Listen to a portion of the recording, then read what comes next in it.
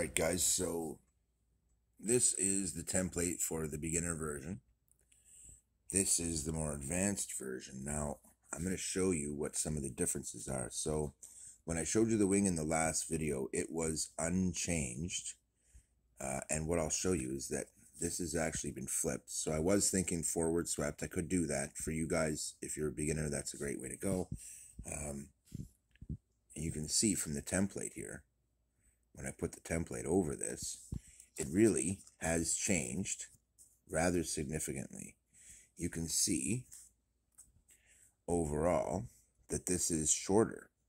So what I've done here is I've trimmed the back edge right off of this. But that's about it. There are some other minor changes, but it's very similar to that. I'll show you in details after I've tested it, but essentially this is how I want it rolled, but I'm going to go this way. You can see my downturned tips are there.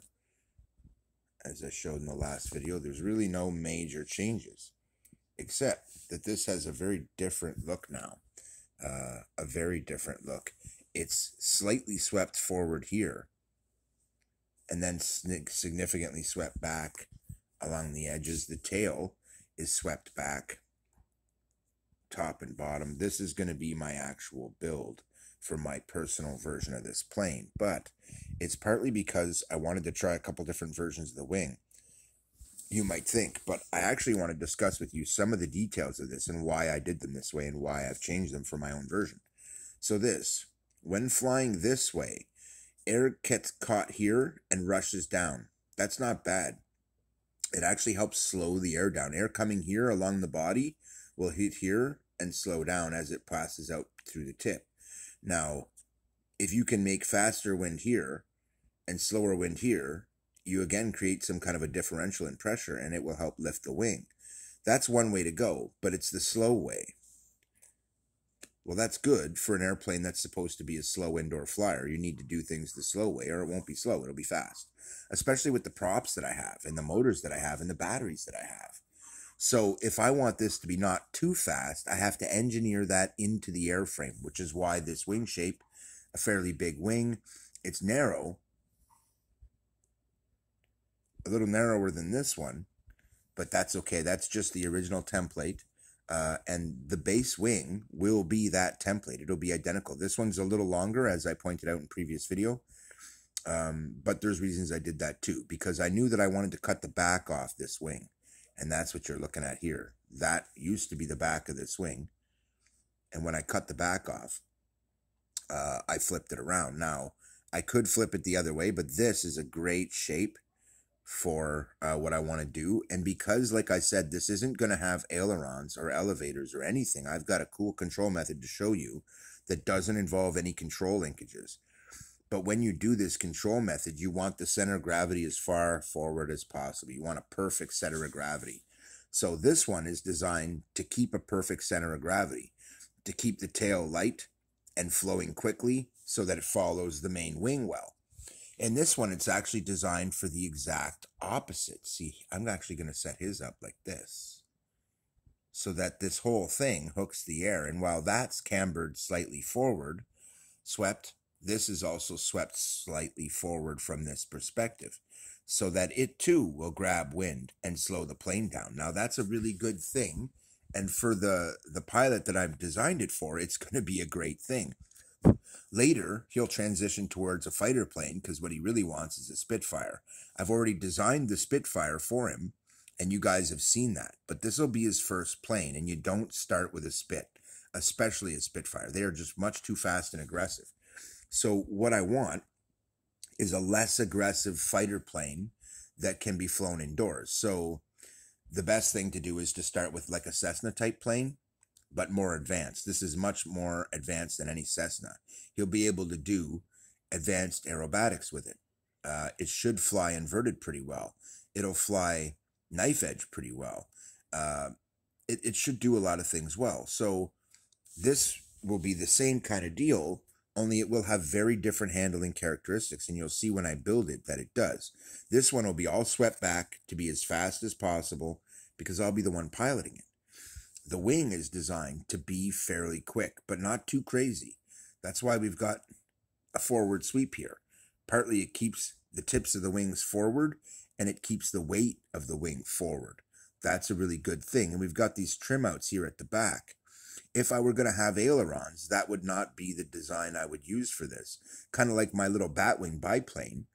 I didn't plan for ailerons to be on it because I don't need them. It's all going to be run by CG. So this is cool. I just wanted to show you where this is at right now. The changes are minor. So just before I end this, I'm going to lay the template over here so that you can see how this really went. Because when you look at this like this, you realize it's pretty close to the template, but look at the size difference. Not only is it different there, but it's different in length. If I put this right at the halfway mark, you can see that. But I did also change the sweep angles of this wing when I trimmed it, as you can see. So there's a lot of stuff I've done here. I'm nowhere near done, but now that I have the wing I want to fly for the prototype, the next step, this is always important. The next step is always going to be the most important in a way, because all of these pieces have to come together. And the final CG of the airplane has to be perfect with all the parts in it. It has to be perfect. Otherwise, this plane won't fly right. So I'm going to show you how to do it. Part of it is by design. Well, all of it is. But part of it is by the design of the airframe. If you make your tail heavier, like this one, and the wing heavier, that's good if you want to go slower, but it's bad if you want to go fast. So I want mine to be indoor and outdoor. His will be indoor and outdoor too, but just slightly less aggressive. It won't be as brutal. But with the motors and props I have, this is fast. So later today or tomorrow or whenever I do the next video, I will show you guys all the little details. Because now that I've got the wing and I've fine-tuned the wing and I know what I want, I'm going to switch over to going back to the body. In the next video, we're going to walk through the body and I'll show you all the details of that. There have been no changes to this. It's identical to the original template. This had its tips cut off, as I showed you in the last video, to make this shape. I call it a mustache wing, a mustache tail. And it's pretty sweet because you've got these. It's a really nice tail. In fact, the mustache tail may be one of the nicest ones I've designed so far. It's really compatible with elevons, and you won't need them if you do it my method. So this is really sweet. I'm looking forward to it, and I know that you guys are going to enjoy this flight when this flies. But also, you'll get to watch. If I don't do it perfectly, I'm going to have to make changes, and I'll show you every one along the way. So that's it for this video. The wing is complete, and you've got enough here to have your templates. There's a wing half.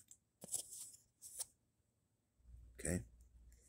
So I'll see you in the next video, where we will be working on the body. And in the video after that, these two should come together. But there might be a couple videos on the body. I mean, you saw how many videos it was just to build the wing. But don't forget, this isn't just a build video. This is a design series. At the end, there will be a build video. And you really could just watch the build video. Nah.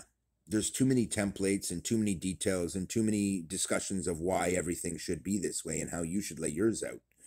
Those are all based on speed, desired, and your ability level. So stay tuned. I'll show you how to build two really sweet planes out of this that will technically might be designs number 51 and 52 from RXD. Enjoy. Keith out.